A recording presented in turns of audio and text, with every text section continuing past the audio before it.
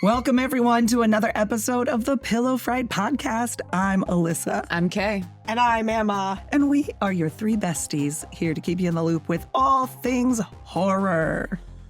Oh my gosh, happy Halloween! Happy Halloween. Oh, yeah, it just so happens to be Halloween today. I apologize for my voice in advance, by the way. I know I sound a little rough around the edges. It's kind of sexy.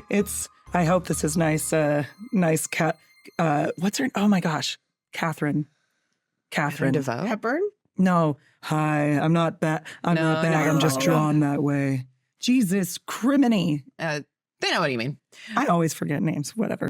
For viewers listening to us and not looking at us, Kay is dressed as Frankenfooter from Rocky Horror. Alyssa is dressed as the Driller Killer from Slumber Party Massacre 2. Let's buzz. And I am dressed as Terry from The Gate. Yeah, you are. A little bit of a nod there. Yeah. Oh, with a shirt that I pulled out of the bottom of my hamper this morning. You gotta take a screenshot. So yes.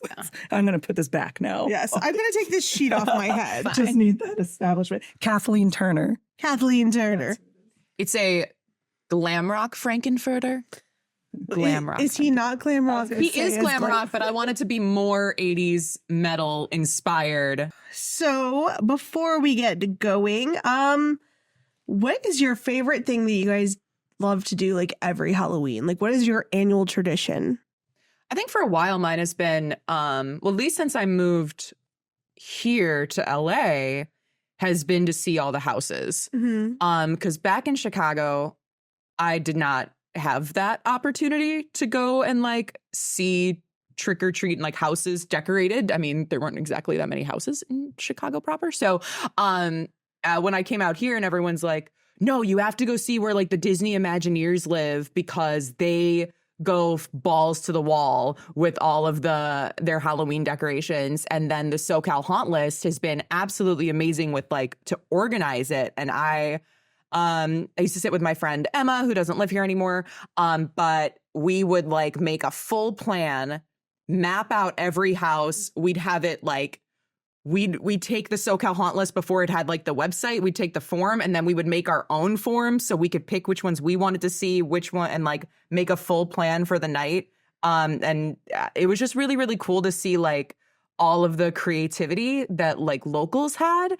I remember there was one guy that used to throw a party that he makes heads for movies, and he would keep all the molds and all the heads and he turned them into this like massive party that he'd throw once a year. And it was like so incredible. There was mazes and like they just go so extra. And I guess maybe not living here for as long and not like knowing that this was a thing. I don't know. I just like being like, I love home haunts. I have a shirt or a hat and I'm not wearing it right now. But yeah, I love home haunts. And I think it's just really cool that you're just experience it, just to experience it with people who are like as passionate for Halloween, that they want to go all out and they're always out there and they want to talk to you about it. And I just think that's so freaking cute.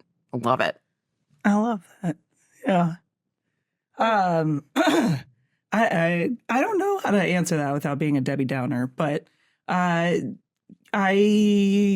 since my dad passed, because he's passed on Halloween, obviously that the actual day is a little tainted in my brain, but I've since tried to transform it as best as I could into my own thing, so I didn't dwell on that. So I basically mostly just celebrate Samhain as the witch I am. And it's helped a lot because that keeps me really grounded and spiritual. And I have my altar. I like setting up my ancestor altar. I have all the photos of my people who passed on in my life, my animals. So I have like a dedication to them. And I spend the week doing a lot of tarot readings, and I spend the day doing tarot readings. And I like passing out candy because now that we have a place where people can come, although the year that we were so excited about it, nobody came. And last year we had COVID and everyone knocked on the door. We're like, come on. So this year, fingers crossed, candy.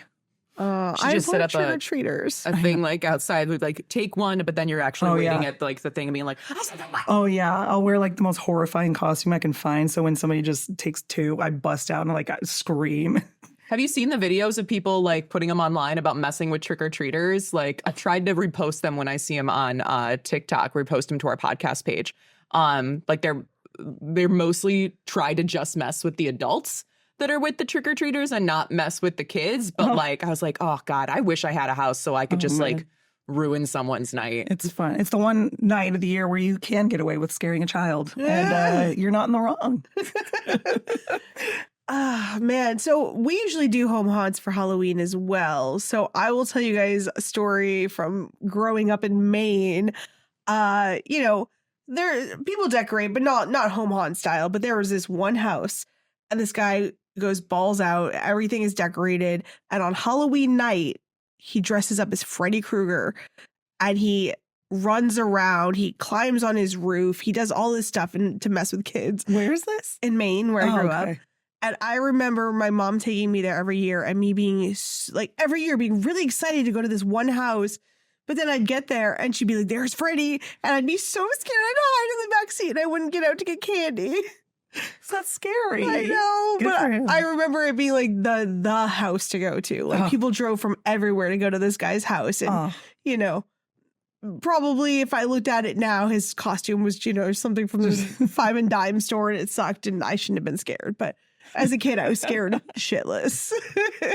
I guess the house here right now for that is that Burbank Clown House. Oh, yeah, that's down the street. We stumbled across it a couple nights ago. I mean, we've been before, but we were like looking at a house around the corner and we're like, what is that big light in the distance? And it was like they have like a fake Ferris wheel. Here. Mm-hmm. And I kid you guys not, there must have been 500 people outside the house. I think it's Ontario. They have a hashtag outside of it. And I think it's Ontario Clown House. I don't know, but we can like hashtag it in the description. But it's really cool. Burbank is on fire when it comes to Halloween displays. Absolutely. I love walking around and checking everything out. All right. Well, what have you guys been watching this week? Anything good?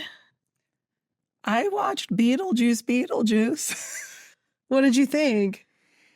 I put it off for a while because I don't know. I feel weird about legacy sequels and ones that are so many years later. And I love the first one so much that I thought like, even if it ended up being so amazing, I don't know, it just made me feel weird. And I watched it and it made me feel weird. Right? It wasn't necessarily bad. It was just, it made me feel weird. I can't explain it. I felt the same way. Yeah. And I don't know if I thought it was, I think it's a movie that has a problem of too many characters and too many stories, but it definitely felt. It was just kind of there, I guess. There was no real plot that I could decipher, and the one that they tried to have kind of got thrown away a little bit with, you know, the lady sucker, the lady sucker, Jesus, the soul sucker. Yeah, she wasn't a big enough part of the movie. I'm like, you could have actually just gotten rid of that. Yeah. And moved on from it and it would have been fine. There's a lot of different ways where I feel like they could have handled that and a lot of fun plot. But you know what? It's there. I'm sure everybody had fun making it. It's always great to see Michael Keaton again doing his thing. And he was fabulous. He was like, I love him as he brought it back. Yeah. Best role he's ever played. Yeah. I haven't seen it yet, but I'll wait till it comes out on HBO or something. Yeah. Was free, which I did. I mean, I was at a party and on Saturday, like the end, they were like, let's watch a movie. And someone like really wanted to watch Trap. And it was a birthday party and the birthday boy greets are like, well, we're watching Trap. And I was like, oh, fuck, fine. I was like, can I hate watch it? Because I'm going to assume I'm going to want to hate watch it. And I think I spent most of the movie being like, because they were like, you just have to suspend disbelief. I was like, not that much. This is too much. If you have to explain to me why I have to suspend disbelief, that's too, like, it was. The ending of the movie shouldn't need to be literally point for point explained from one character to another. And because that, I was just like, if that's the way that you have to end it in order for it to make any sense, then like, along the way, something is missing, something messed up. I think Josh Hartnett looked great, though. I guess his daughter looks just like him. It's so not Josh Hartnett's daughter. M. Night's daughter looks just like him, but like super pretty. It's weird. Genetics are weird, but That one, I mean, that one was something that like I fun watch, but I think I'm almost finished on Hysteria. I'm pretty sure all the episodes are streaming now. So I have one episode left and I actually really like it. I know that it's like kind of cheesy and weird, but it's kind of funny that a Satanic Panic movie or Satanic Panic series came out just in time for us to be doing a Satanic Panic metal thing. And I don't remember the girl's name right now, but the best friend girl is like really, really great. And I love her, and I love her like singing in the band. And her character is being like the goth girl who does this because, you know, she's like my mate, like not my makeup is my armor type of a thing, but like that energy of like, I do this because like I have to. And it's not super spoilers, but she tells one person like, you're just being a tourist in this life, but like I live this every day. And I watched that episode last night. I'm saving it for this week. We've had a busy month, so I haven't gotten around to it, but I'm very looking forward to this show. My friend who visited, I mentioned it on the last episode, but he goes by Murphy Weller in the band The Protomen. And I think it's episode 7, they said, of that. They featured their song in the band. The band played one of their biggest songs, which I love that song. Apparently it's rearranged, whatever. But yeah, it's really cool. I can't wait to see that. So shout out to The Protomen. Murphy Weller. What have I watched? For once, I'm the person's like, you know what? My husband and I went to AMC, who they're doing a series right now of, it's probably through Disney because they re-released Nightmare Before Christmas and Hocus Pocus in theaters for this week only. And we went this weekend and we rewatched both of those movies, which I love so much. And it was really, really fun. Both were sold out screenings. And yeah, it was a good time seeing those movies on the big screen. One of them, Nightmare Before Christmas, they released in 3D, which was wild. I was like, oh, this looks like I usually don't like 3D movies where you have to wear glasses, but I had a really fun time with this. And yeah, that was a good experience. I can't think of much else I watched this week because we worked on the special all week. Yeah, the special came out. Yeah, that's what we watched. Yeah. Our brand new holiday Halloween variety show just came out on our YouTube this week, which I don't know about you guys, is pretty exciting. Yeah, it was really fun to watch, to see it all come together. And the happy accident of doing it as a premiere, which I don't think any of us realized what that meant. We're just like, well, I literally was like, oh, you do it as a premiere, so even if it's like not exactly at 7, everyone knows exactly when it goes live. It'll just announce it. Yeah. No, it's like, no, it's live and like, everyone watches it. 10 minutes before, we're like, who's on chat duty? Who's on chat? We're like, what? Because Alyssa usually does all of the YouTube stuff. So I don't know how to do it. I'm going to be honest. I'm not great with technology. And because the video, this giant export file, which took 12 hours to put to render, came from my house. So I had to put it on there. And I thought premiere meant like, oh, it's going to come out, like put it out right now. It goes unnoticed. Like, it's live. And all of a sudden, it has a countdown and it says that there's going to be a chat. And I was like, who's so much anxiety. It was a very stressful Friday for us, but it was really fun to like talk with all of you who showed up in the comments and chatted with us to watch it live. So thank you so much. And you guys can see it now. I would totally recommend putting this on before Halloween because it's super, super like nostalgia for like retro Halloween specials like the Paul Lynde special, or like if you really like Tim and Eric, it's got that sort of weird zany vibe to it.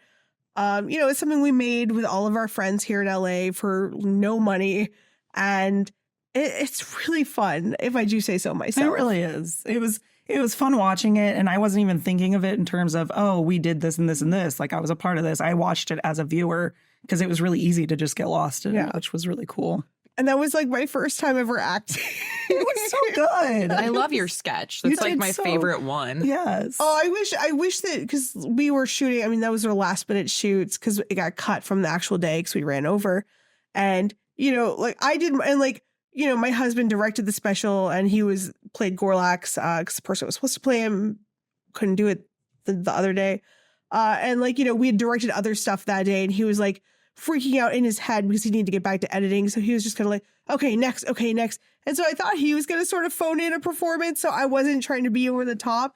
And then he shot after me, and I ran the camera and like held the boom at the same time. And of course, then he shows up being wild as fuck. I'm like, oh, I wish I'd gone second because he was. I would have matched that weird energy. No, it worked. It worked really well, I think. Yeah. That's cute. And definitely, if you like tons of musical guests, sketches, and a full overlawn plot line. So like, yes, thank you to everyone, not only the performers, but the crew, like everything. That freaking, it was so much work to bring it all together, but everyone brought the magic, and that's why it came together. And we have to throw out a major thank you to Sean Keller, who pretty much did all of the music. Like, he wrote and produced all of those songs, and not all of them, but most of them. 90%. I'm proud of how it all came together. And Peep Show collaborated a little bit too. Yes. A burlesque troupe that I'm involved with. They were dancers. That was fun. And Mia's wigs, Mia's Monster Mash wigs, she made us look 70s glam drag queens. Well, let's do the news. I'll start out. The Skinamarink director teams up with A24 for his next movie, The Land of Nod. We're talking Kyle Edward Ball here. He wrote and directed the 2023 micro-budget horror hit, Skinamarink. The plot details are still under wraps. We know nothing about it. It's going to be produced by the A24 guys and Josh Safdie randomly. And then also under Spectre Vision with Daniel Noah, Elijah Wood, Lawrence Ingley, and a few other folks. But it's interesting because I'm pretty sure this movie was originally just supposed to be a Spectre Vision release because they announced it on Twitter about a year ago. And I'm wondering what's going on there, that it's now A24. I mean, awesome. That's more money. Yeah. But curious minds. Yeah. I mean, hopefully we'll get some details about it. Maybe they're expanding outside of the hallway, and yeah, we're gonna get. I'm interested. I personally didn't love Skinamarink, but it's cool to see someone that did something for nothing get to make something for lots of money. So that's cool. exciting to see Good what for else him. what other stuff they can do. As another cool thing that's happening is that Mr. McDreamy himself, Mr. Patrick Dempsey, is in talks to come back to Scream 7, which if you've seen Scream 5 or 6, I feel like there's ways where you could kind of think, okay, he's got to come back somehow. If she comes back, he's got to come back. I hope he doesn't end up being a killer because that would suck. But yeah, he's in talks to come back. There's not really many more details to that, but he's waiting to read the script. But it's kind of cool that he's already in talks. He must have really enjoyed his time on the franchise if he's like, yeah, let me read a script. But yeah. I mean, I love it. I love when he appears in horror movies. Like, I loved him in Thanksgiving. Oh, yeah, he was in that. I forgot. Oh, my gosh. Mr. McDreamy. I just think of him from Can't Buy Me Love. Can't Buy Me Love. Oh, God. Little young, I forgot his name. Ronald. The stunning Scream queen. I mean, like, more. What's like an epic queen? Because she's already been like a Scream queen, and now she's mother. Okay, Scream mother. Fuck yeah, Mother. Mother. Vera Farmiga is. She has a metal band now. They are the Yayas, and it includes her husband, who's been in the industrial metal band Dead Z, and they just released their debut single, The Crying Room. So cool. I've seen video of her in the past, singing and like rocking out, and I absolutely I don't know, I've like loved her, not just like The Conjuring, but like she was so stunning in Bates Motel, and like everything that she does, I don't know, I am so drawn to her. But The Crying Room, when she's talking about this single, is that The Crying Room is about release and relief. It's about crying your heart clean, and it was filmed during, quote, paraphrasing here, filmed during and in the aftermath of an eclipse. And it's about the eclipse of your soul, not to be confused with the total eclipse of your heart. But so I don't know, I really like listening to it, it's very haunting, like considering I kind of thought maybe it was going to be like a little more scream metal, but it's a very good, like, add this to your Halloween playlist right now. It is definitely vibing. And I don't know, I think it's like something I kind of want to just like, maybe I want to stand naked under a moonlight and listen to this song a little bit. Yeah, it was a little more prog rock than I thought it was going to be, but I really dug it. Like, I was like, oh no, is this going to be like some Wicked Wisdom stuff like Jada Pinkett did? But, yep, that was a throwback. That for later when we have time to talk about that. That's a good segue into our episode, our Halloween episode. Yes, it is.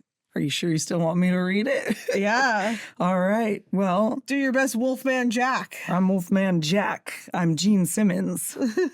And you're going to enjoy my beautiful radio voice right now. It's going to... It's Midnight Mayhem with Alyssa on the mighty PFP. Tonight on our Midnight Halloween Tribute, we're going to do something just a little bit special. We have got a treat for you, a world premiere. The only Sammi Curr album never released. So here we go.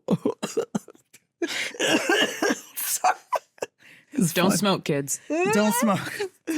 Oh my God. We are talking Trick or Treat, guys. We're not talking about the Michael Dougherty Trick or Treat. We are talking 1986 Trick or Treat with Ozzy Osbourne and Gene Simmons. Gene Simmons. I am so freaking stoked, guys. I love this movie. It is in my top 5.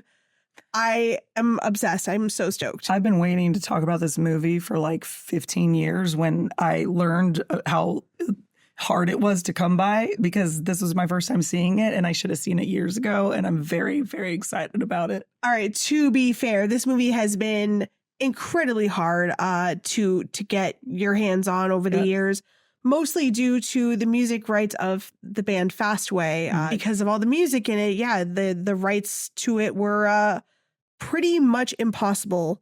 I had a DVD from frickin' Germany that was the only release you could get for a long time, and you could watch it on YouTube in a very low quality that somebody put out, and it kind of stuck by. Was it the cover of Gene Simmons and Ozzy when they're like 50s, just have nothing to do with the movie, just for promo? Yes, I think so.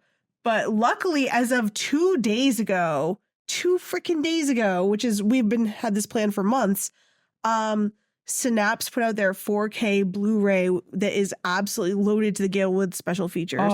And this has been something they've been working on for like 2 years. Like, I've been following it closely because I wanted to buy it. And like, I'm just like, when are they putting this out? They announced it forever ago, but they released it this week. So, oh man. Yeah. I'm so excited. Well, I mean, I have to hand it to you. You finally found an 80s movie that I liked. Holy poo. Oh my gosh. It is a Halloween miracle, friends. Yeah, there you go. For the miracle of Samhain. No, and it's not a nostalgia based, like, oh, I kind of think this movie is good. I mean, I was like, Monster Squad, I think, was the only other one, but I did see for the second time seeing it in the theater, maybe made it a little bit different, but like this movie, watching it just at home, I think it holds up. I think the acting's great. I think the music is great. I think everyone goes exactly to the point where they are supposed to go to keep this movie in a world that makes sense without it being like over the top, campy, like I hate it.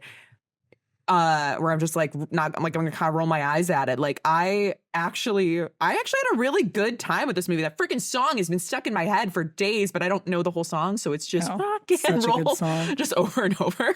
This movie, after watching it, it was like it was the embodiment of the Savage Garden song. I knew loved you before I met you, because that's how I felt about this movie. I knew I loved it before I met it, and I watched it. I was like, this is everything I dream about in my life, is this movie. And I thought Sammi Curr, when I was younger, not like recently, but I thought Sammi Curr was a real rocker until I watched it, because they portray him not campy. I mean, Black Roses is like, it's the metal movie for, not for the film world. And this is the metal movie that's like a legit metal movie with metal cameos, with Which metal. it's crazy because Black Rose is what was made by Metalhead. Which is, And Trick or Treat was not, but it's for the very most part. accurate. Yeah. It is. And to me, this is a movie I knew about. I discovered this from Ryan Turk when he used to host horror trivia because they did a round one year. This was like 10 years ago. That was like Trick or Treat versus Trick or Treat. Where did this quote or something come from? And that's how I learned that it existed. And I put off watching it because I was like, oh God, Ozzy Osbourne, I've seen him in things he cannot act. I don't want to watch this movie. He's so funny. And then a few years ago on Halloween, my husband he had hurt his foot so bad we couldn't go out on Halloween. So we decided to put on this movie and I was in love. I find, Ragman the most endearing character. Yeah. I think, I'm so happy they did not cast a rock star as Sammi Curr. Sorry.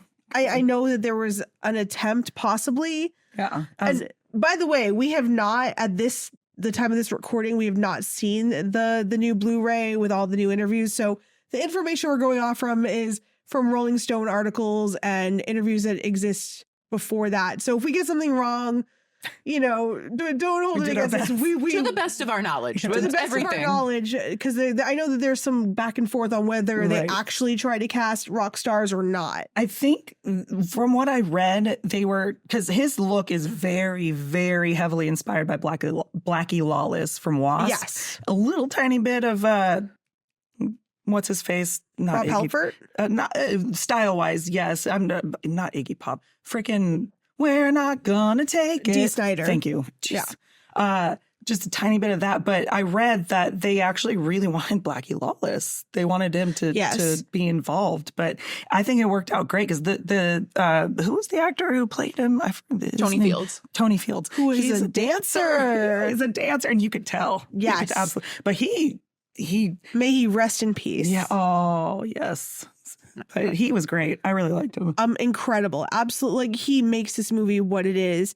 Something that I found interesting about that is the director of the movie refutes, Charles Martin Smith, refutes the fact that he tried to cast any rock stars to be Sammi Curr. He said that it would have taken away from the movie. Now, who knows if that's a little butthurtness because from what I read, they did pass. Yeah. Because they didn't like the script or whatever because it poked fun at metal. I think it's a bit silly, actually, but in fact, I think it's healthy because in the same way that farmers need fertilizer, I think rock and roll has to be picked on. I think... Why is that? Because it makes it vital. It makes it important. Then it is rebellious music. It's not meant for everybody. I think the day that mom and dad start liking the same music that their kids do is the day rock and roll is over. But I think no matter what, at the end of the day, it was the best choice. Yeah, I think so. Like that, he makes the movie. I mean, having the cameos of Ozzy and Gene are enough. Yes. And Ozzy's cameo. Whew, that's funny. Looks like our friend Graham Denman. I was watching it. I was like, wait, when did Graham exist in 1986 as Ozzy Osbourne? I know.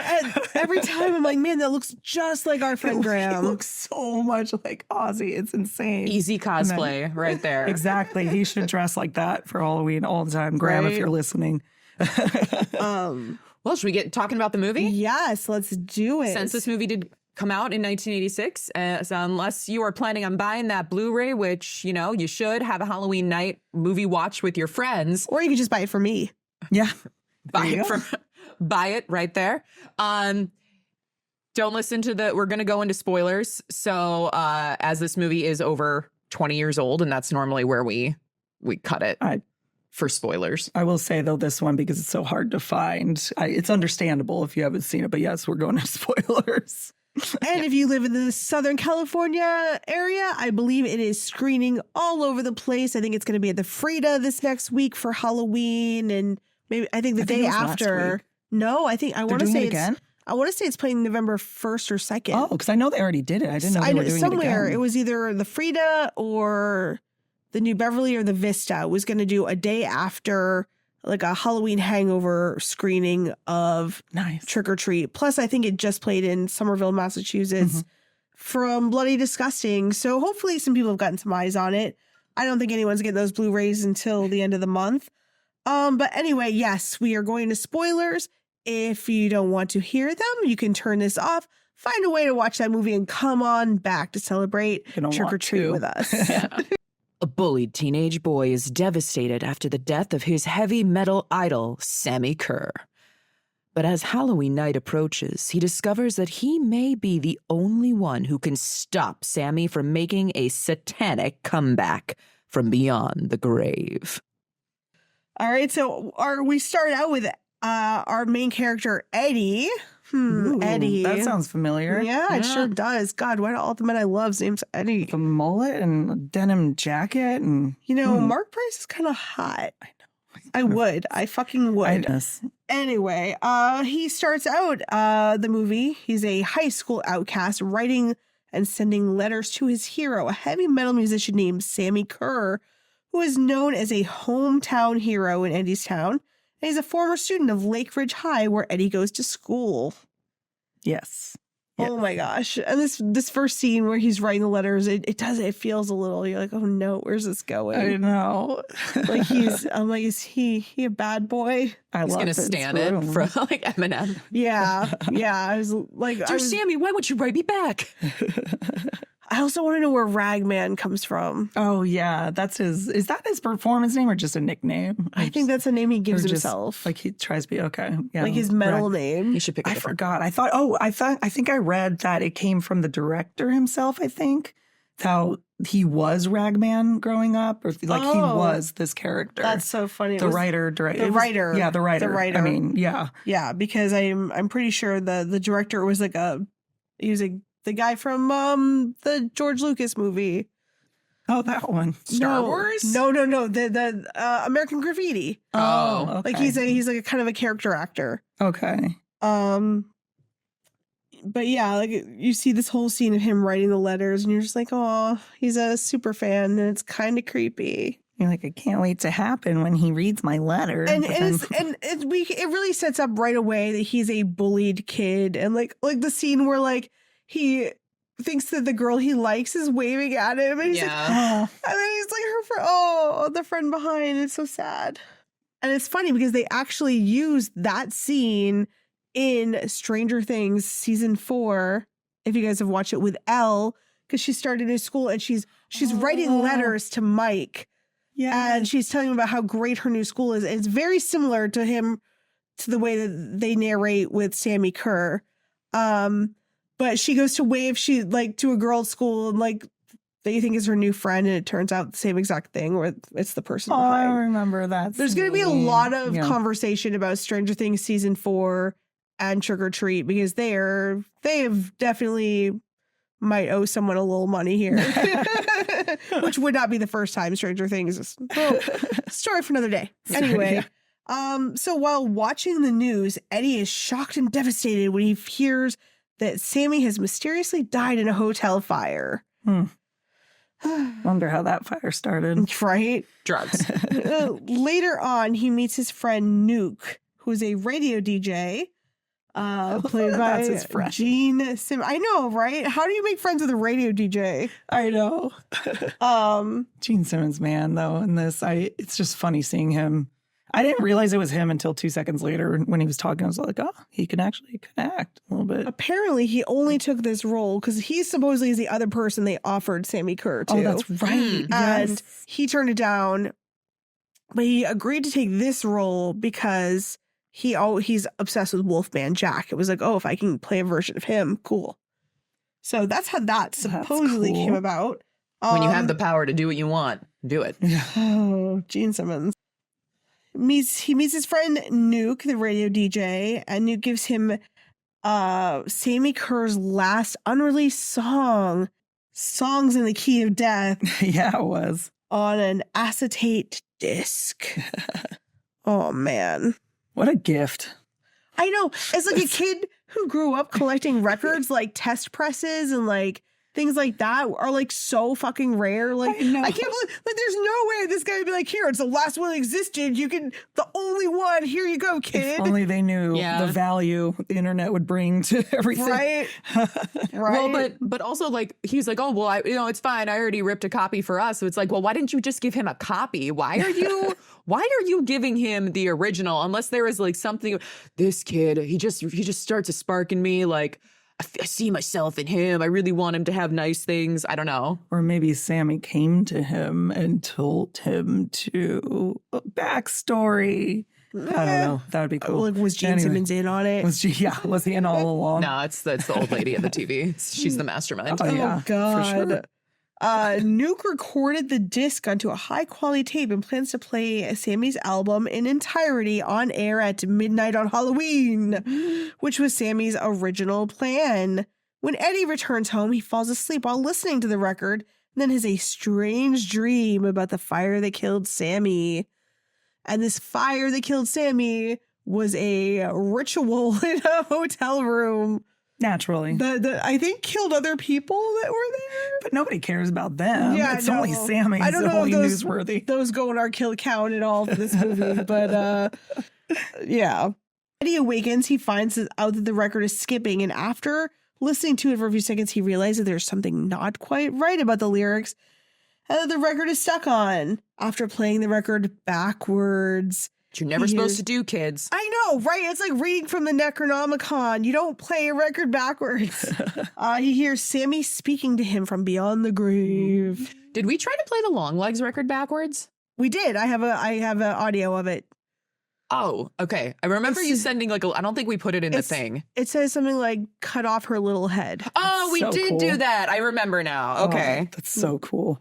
Because I don't have a record player because I'm not cool. And if anybody wants a copy of what's on the Long Legs record, I made one and I will gladly send it to anyone who wants to listen to it.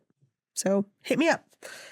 Yeah, but he gets messages from Sammy, which were, do you guys remember? I don't remember.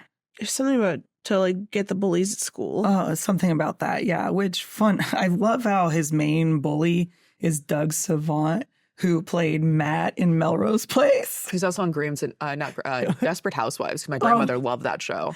I didn't know that. Yeah, it's just weird. No, because he plays. Yeah, he was the gay neighbor Matt, who was very sweet, and he was just. I liked him a lot, and it's just weird seeing him as a bully in this. Oh my God! And the scene, like at the beginning, which we haven't talked about, was like when they lock him out of the locker room, like naked. Oh, and he just falls and just slides to the ground. And they're like taking Polaroids of him. And I'm just like, oh, dude. And no teacher steps in. That's the saddest. Really, moment. Really nice of them. Yeah. I don't know why. I mean, I don't remember that being a thing when I was in high school. Thank God, because like that's pretty fucked up to do to someone, to like, especially teenagers who like hate their bodies. I remember terrible things happening to teenagers in my high school. Oh my gosh, I must have been to a weird school because none of that stuff happened. But I definitely went to a school that very much like, I think maybe that's why I relate to a lot of these movies, because I went to school with the stereotypes. Like I was an artsy theater kid and there were jocks who were terrible and mean, but they were the popular kids for some reason, even though nobody liked them. So I get it. I feel those stereotypes in my soul. ugh, it's awful. But I mean, these kids kind of deserve it.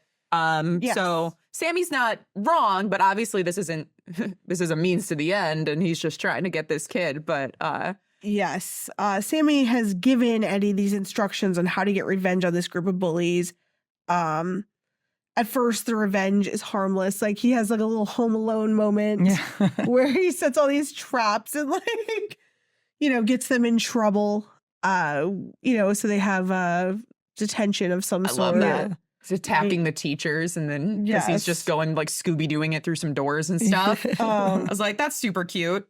It's harmless though. But quickly his revenge becomes violent.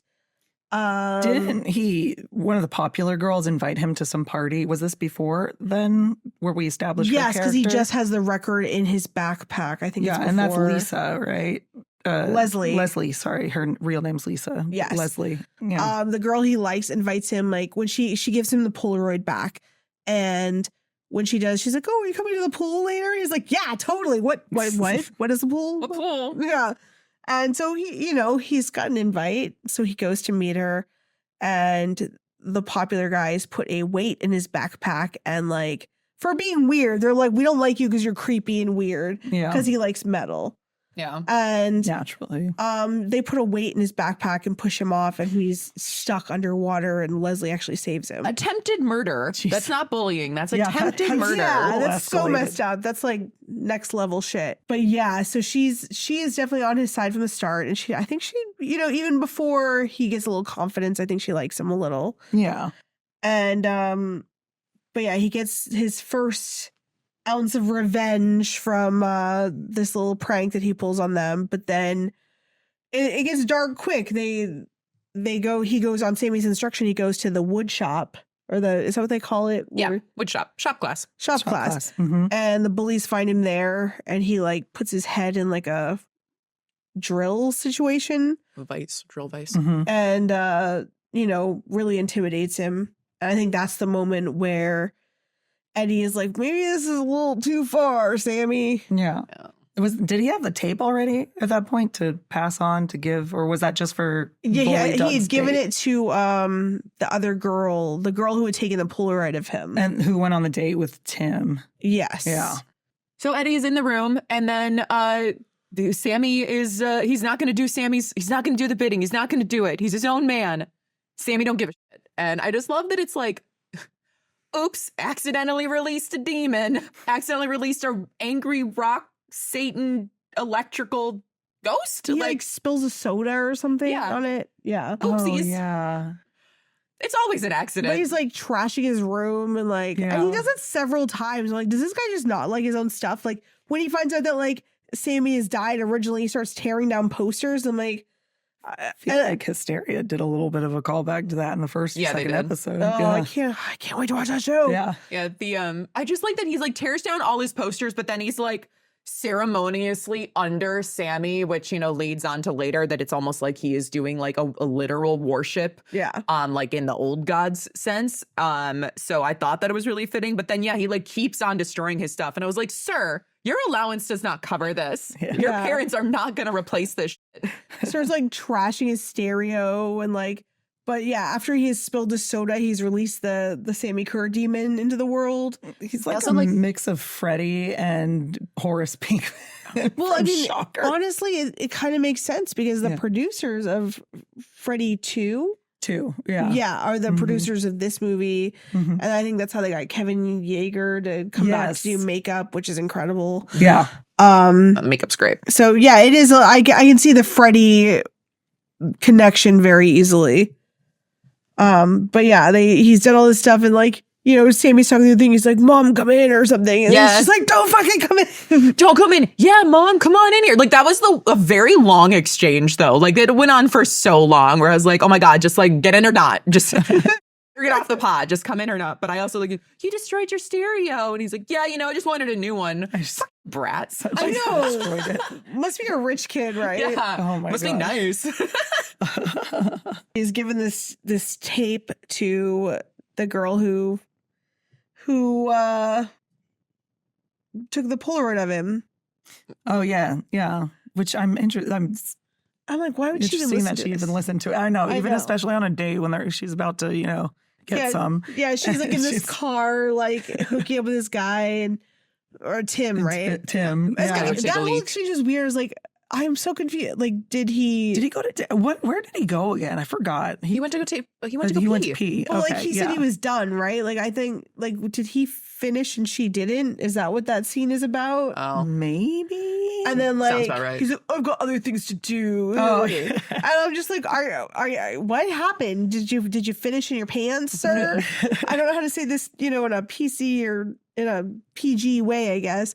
But then she puts on the tape and she starts, getting sexy, and the smoke vibes come out, and Green light. Well, which I will say, I was like, when I was watching, I was like, that's not how synesthesia works. But like, that's It is exactly for me. I liked that like green energy that's like And of course, like 80s boobs. You gotta show some tits. Yeah. But like I liked the weird like green vibe, and It's kind of sexy. yeah, that is a sexy ass scene. But then we see I've already forgotten the name of the Skeezix demon, which apparently was supposed to be like Iron Maiden. How they have their, what's the guy's name? It's I don't remember. But it's supposed to be like that. He was supposed to be much more throughout this movie. So maybe that Blu-ray is going to give us some more scenes of him. It was really funny when it cuts to and she opens her eyes and it's this demon creature. And then her ears melt off. Yeah, he like gets weird. the headphones and they're just all It's pretty look cool. like gum. Yes. That was a fun scene. That was Yeah. cool. Well, considering like it's the electricity and all that, like I like that it was coherent with all of the murders. They have a generalized like, because sometimes with the killers it goes a little like off the wall and it's just like what would be a fun kill. But I think it's like one of the reasons I think this movie works is because they were like, this is the demon. This is how he kills people. We're going to do it crazy fun ways, but they're all going to be like in the same realm. Yeah. In the same power set, which I really enjoyed. Tim shows up at Eddie's house. And this is actually kind of one of my favorite scenes of the movie. I don't know why. I love when like the pumpkins, like it's like he's got this power, like the pumpkins. We were saying that flame. scene was shot so well. It looked so cool with the pumpkins there. Yeah. But he's basically like, what did you do to her? She's in the hospital. Yeah. Yeah.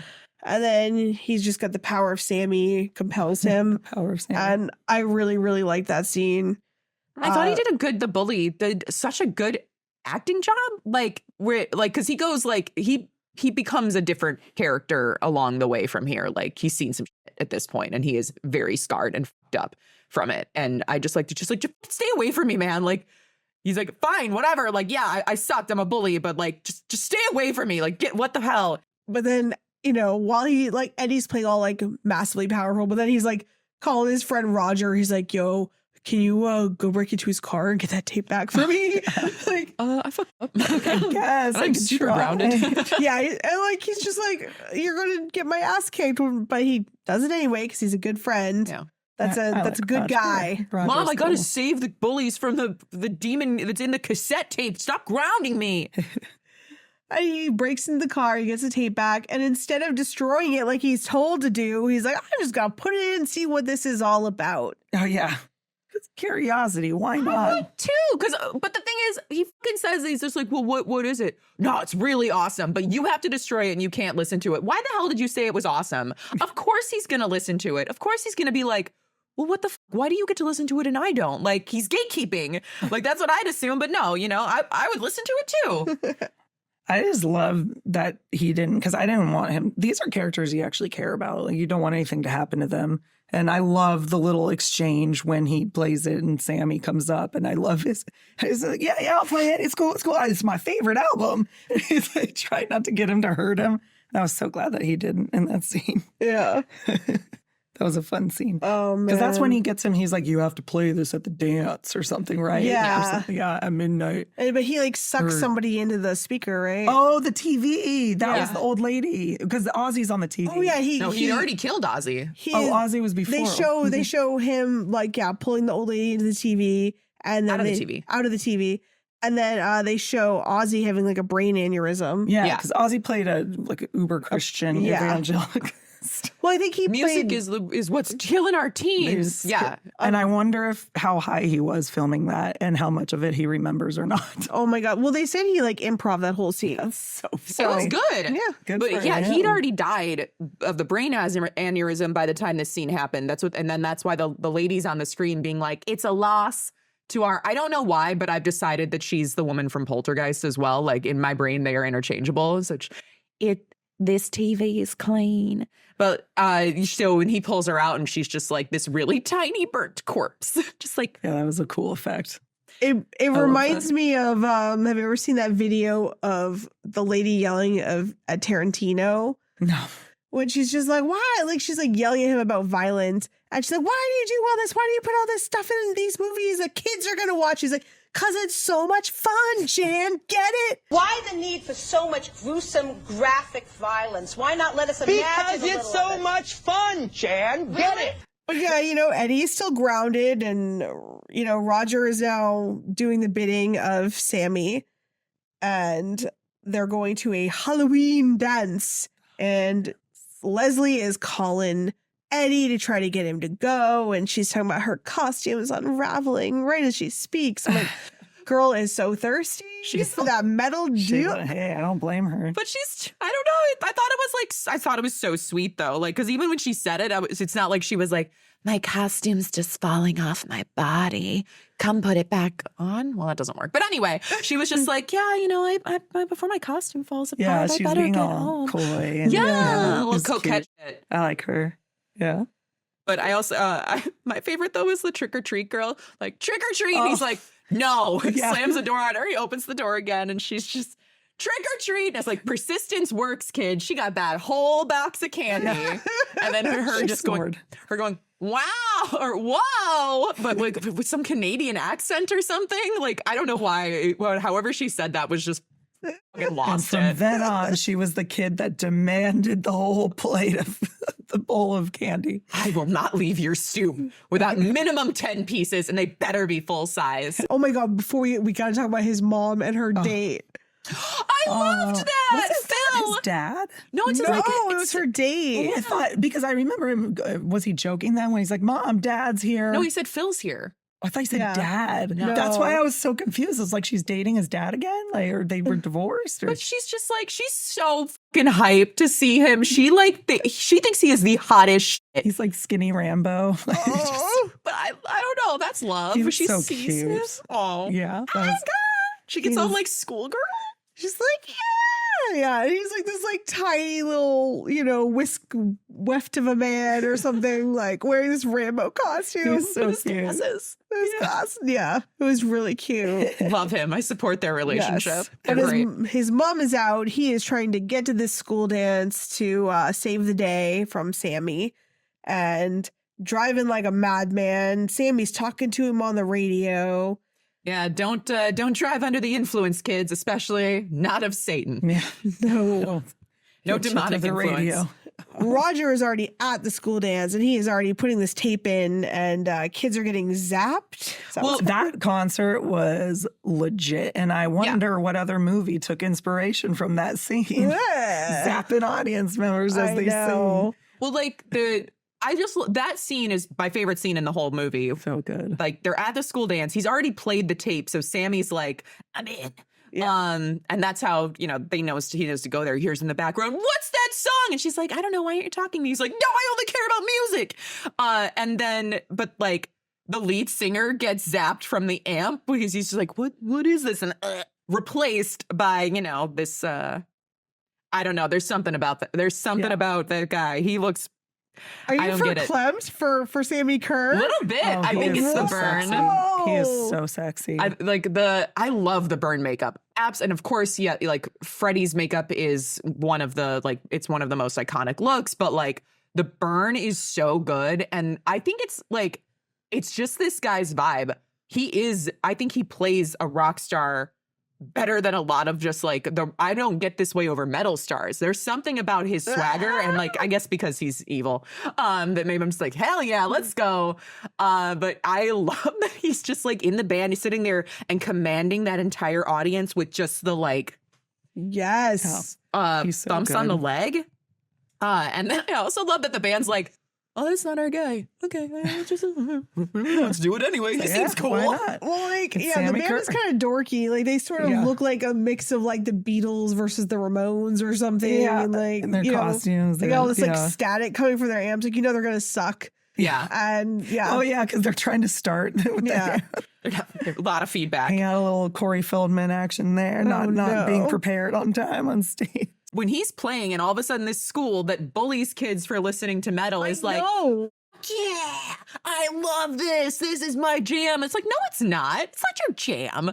You're a tourist here. No, but Death to false metal. Death to false metal. Death to false metal. more with the electricity zapping. And was the skeleton kid that went first, the kid in the skeleton costume? Yeah.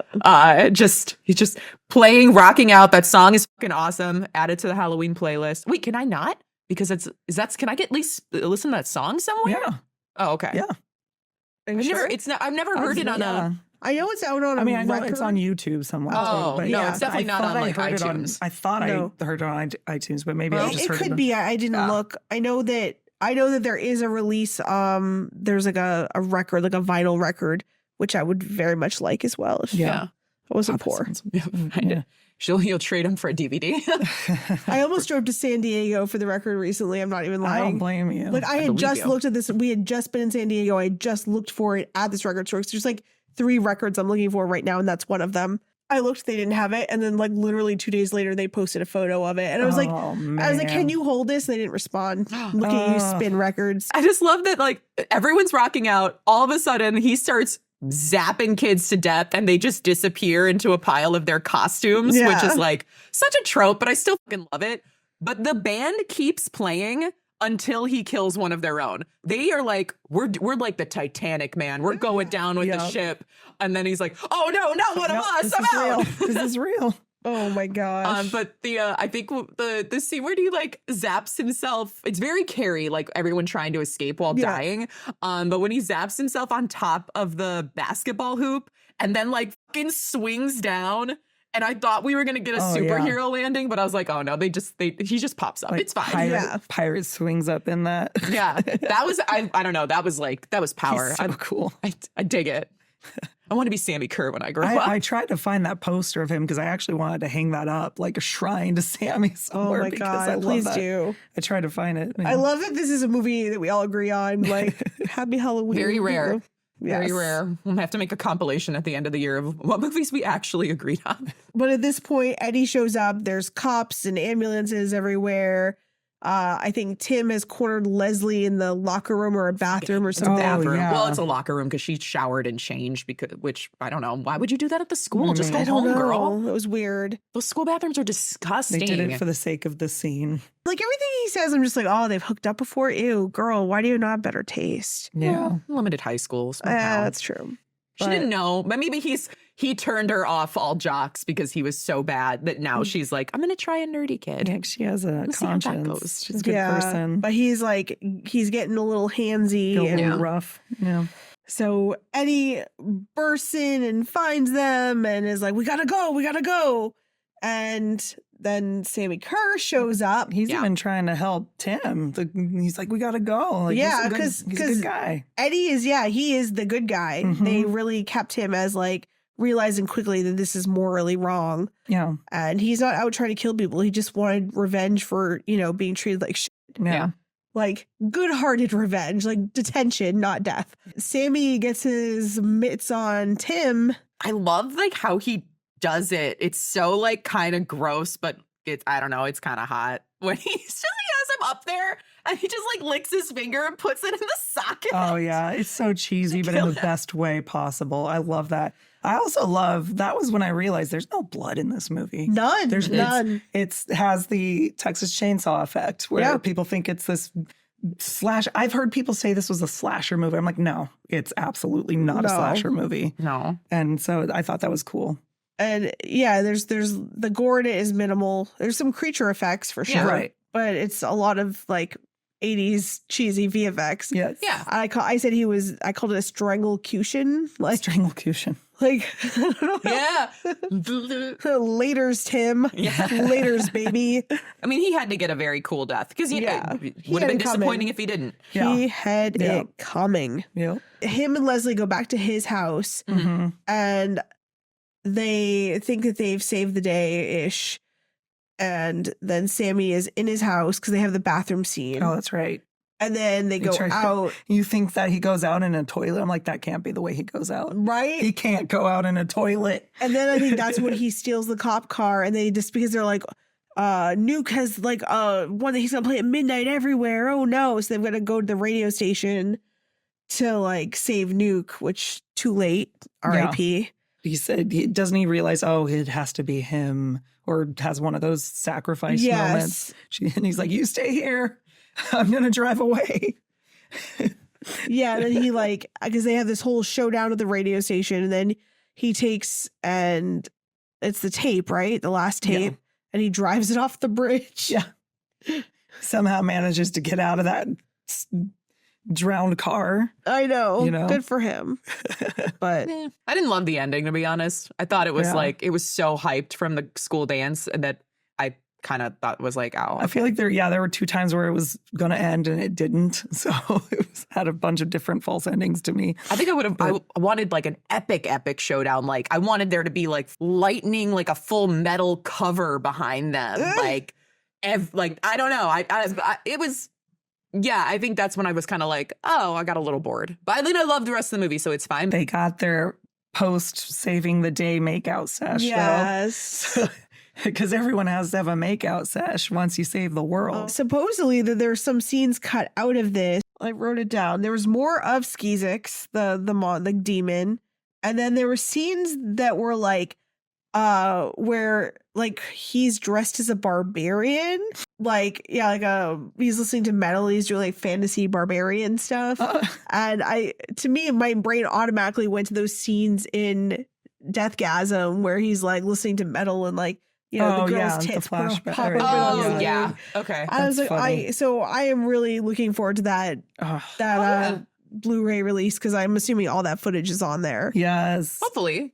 That'd be a fun rewatch. I would like to rewatch it on the Blu-ray. I think that'd be cool. I don't know how I'm going to afford this Blu-ray because it's $66.66. And my husband has threatened me if I buy it, I'm going to be in trouble.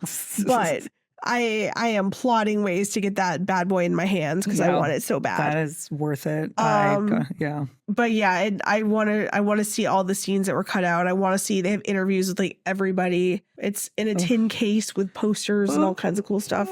I hope when you touch it, it zaps you a little bit. I hope so you got a too. little, like shot gag, like one of those shaking gags, but it's the tin case. But yeah, That's cute. this movie is so much fun. I think there's so many things that have taken, you know, paid homage to it since, like, as we talk about Stranger Things, like Eddie. Eddie is Eddie. Literally, yeah. Like, you know, I know that they talked about him being inspired by a real life person, but after I watched this movie, I was like, no, he's from Trick or Treat. Eddie is Eddie. Yeah. You know? And I think there's many times where Stranger Things is taken from 80s movies, you know, Predator maybe. Yeah.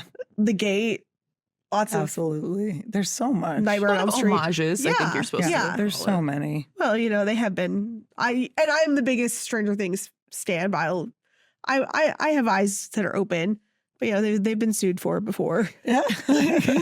But yeah, I love this movie. I'm so happy that we've talked about it today. New Halloween tradition. No. Right? Out of all the metal movies that we watched, which one was your favorite? Oh, this one by far. I love them all, but this one is just everything that I love in life. No, Deathgasm. Deathgasm. Yeah, I love Deathgasm. I love it's Evil Dead as a rock movie. I love Deathgasm. That is hard I love both. I think this movie ended up this is on my like top 5 of all time. But Deathgasm is like the type of movie that I want to make. Yeah, Deathgasm is amazing. But also if Trick or Treat, and I know a lot of people have tried, if it ever came up for like a remake, I would offer my blood to Satan to be the director. Who would you want to cast as Sammy? Oh my gosh. Corey Feldman, I know. No. I know. Can you imagine? Oh no, it's gonna be someone. Why don't you kill for me? It'd have to be someone with a lot of like that kinetic energy. Yeah. Yeah. Like Because you literally have to be electric in order to pull this character off. And I think that's why he worked. He was like that thing where they say like that that why some celebrities are famous is because when you walk in a room, you are literally drawn to them. They have an energetic pull. That guy, Tony Fields, gave that. And that is like, you can't redo this part without someone who has that full on pull. They won't be able to. No. Honestly, I don't know if they'd be able to top Tony Fields' performance anyway. But and in today's age, you know that they would choose some like freaking YouTube star or something, or like unfortunately Derek Huff. Derek No, like he's a famous TV dancer. I know. Why not? The Last Dancer worked fine. Oh God. Yeah, but I mean, I think Tony Field was absolutely incredible in this movie, and I'm so sad that when I researched him and he's gone. Yeah. I was sad. I was like, oh, I want to see what that guy's doing, what else he's done. I know. Well, hopefully he has like a nice interview on the Blu-ray though. I hope they have some footage of him. So anyway, this has been our episode on Trick or Treat, guys. I hope that you liked it. I hope you all have a very happy Halloween. If you like this episode, what the was that? What was that? It was Sammi Curr. I think it was Sammi Curr. I didn't tell you all this, but I did summon him. For those listening to an audio episode, we just had a electricity Surge. that jolted in the room. In real life, though, that happens when I set up my altar a lot. So that's yeah, really we have creepy. ghosts. Sorry. Anyway, so you can get this episode if you like what you heard here. There is a longer version that's going to be available on our Patreon, along with bonus content. You can check out our TikTok and Instagram for short form news, reviews, and all things horror. And yeah, our YouTube has our new special. So like, subscribe, smash the bell. Y'all know the drill. We do. And until next time, sweet screams, everyone. And whatever you do, Don't fall asleep before Sammi Curr comes. happy Halloween.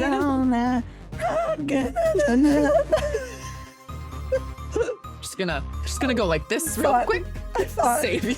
Save the audience from that. No, for real, happy Halloween, everybody.